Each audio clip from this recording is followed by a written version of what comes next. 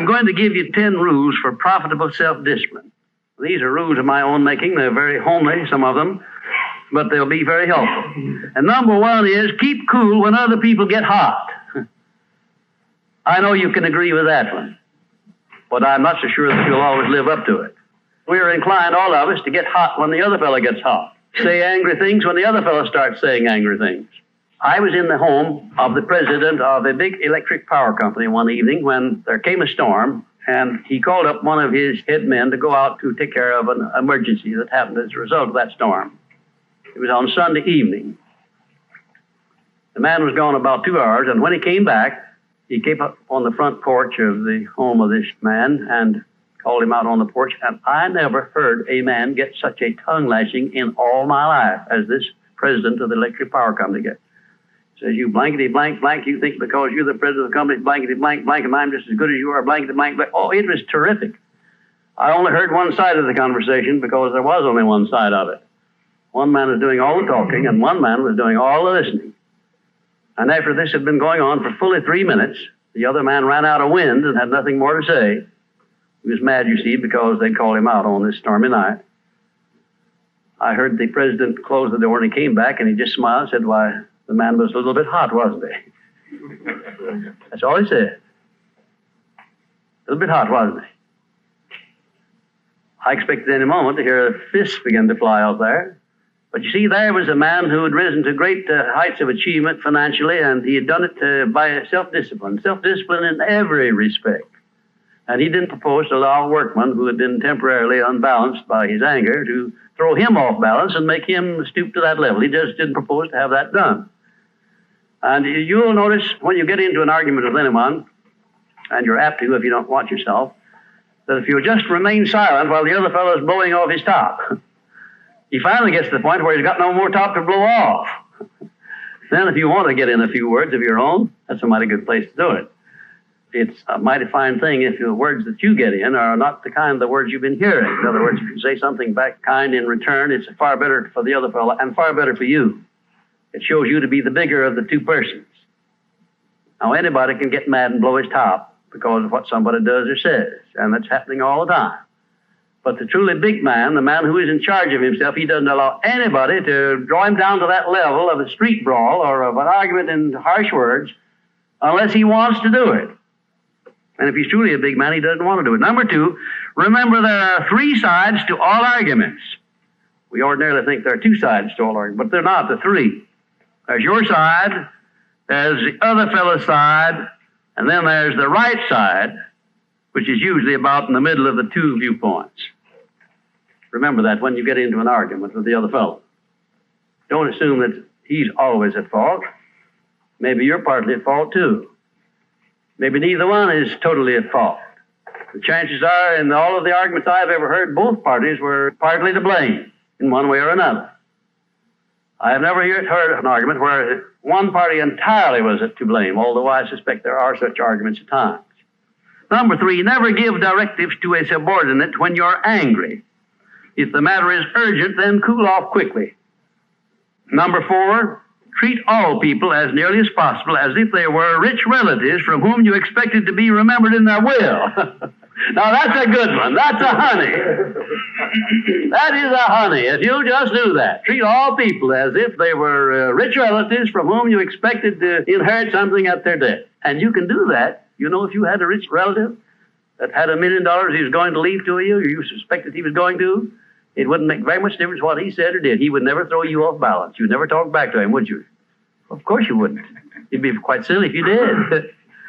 Keeping quiet for $1 million seems to me to be a very easy price to pay.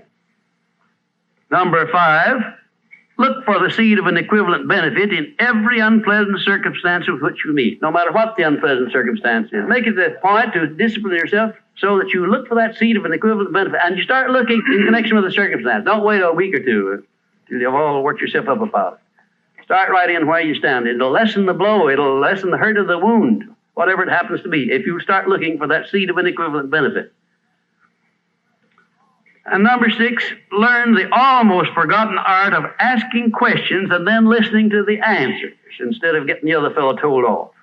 It gives you an awful lot of satisfaction when you're angry to get the other fellow told, doesn't it?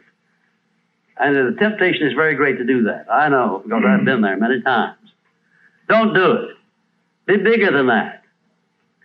Listen to what the other fellow has to say, and then when somebody makes a statement that you're not sure about, learn to ask this one question. It's one of the most important questions in life. It'll serve more purposes than any other short question that I can think of.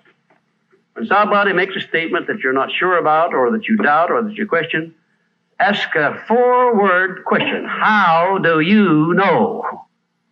And then wait for an answer and see him squirm. Oftentimes there is no answer. People make wild statements that they can't back up.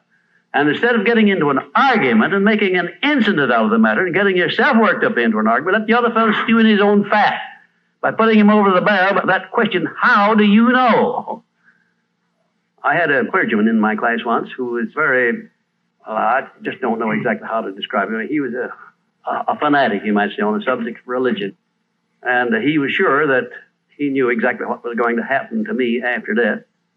He said so in no uncertain terms, not in the class, but in a private conversation. And he raved and ranted for quite a little while about it. And when he got through, I said, how do you know, parson? And that really put him over the barrel. He said, that's the way I feel about it. That's my faith. I said, well, now, having belief and faith is one thing, but having evidence is something else again. How do you know what's going to happen to me after I die? I don't know, and I doubt that you do. How do you know? Well, he never did give me a satisfactory answer. There are a lot of questions that come up in life in connection with which, if you'll ask that one thing, how do you know, you'll find that the other fellow will be off balance, and you don't need to make an incident out of what he says. You don't need to get mad at what he says. 7, never say or do anything which may influence another person without first asking yourself this question. Will it benefit him or hurt him? And if it will hurt him, don't do it. Don't say anything or do anything that would hurt another person under any circumstances, no matter how much he may deserve it. Exercise self-discipline. Don't do that, because if you hurt another man, you're going to hurt yourself 10 times as much, at least. Because that hurt will come back on you. I don't care who you are nor what circumstances you're working under or living under. If you hurt another person, you'll be hurt 10 times as much. And if the hurt doesn't come immediately, the rate of interest on that is compound interest on compound interest, and it'll be 100 times as great if you wait long enough. Because everything that you do to or for another person, you do to or for yourself. There is no escape from that. That's just as much a law as the law of gravitation, which everyone understands. You know that if you stepped over the top of this building, no matter what your mind was or what your belief happened to be, if you stepped over the top of this building and violated the law of gravitation, that you'd hit the ground and you'd die in a very few seconds. And this law, which brings you back that which you send out, is just as inevitable, just as inexorable as the law of gravitation or any other of nature's laws. Number 8, learn the difference between friendly analysis and unfriendly criticism. Then decide which you wish to live by in your relations with others. Now, friendly analysis is one thing and is welcomed by most sensible people. I don't object to friendly analysis of anything that I do, even though it's very unfavorable. If it's friendly analysis, I like it, because I can improve by it. But if it's unfriendly criticism, very obviously unfriendly criticism, and not analysis, well, then I resent it. I wouldn't be human if I didn't. How can I tell whether it's friendly analysis or unfriendly criticism? How would you go about telling? A lot of ways you can tell. You can tell by your relationship to the person who's making it, whether it's friendly or unfriendly to begin with. If it's an enemy, obviously I discount it right off the bat, because you almost know it's going to be unfriendly criticism. I can tell also by the tone of voice in which he does it, by the manner in which he does it.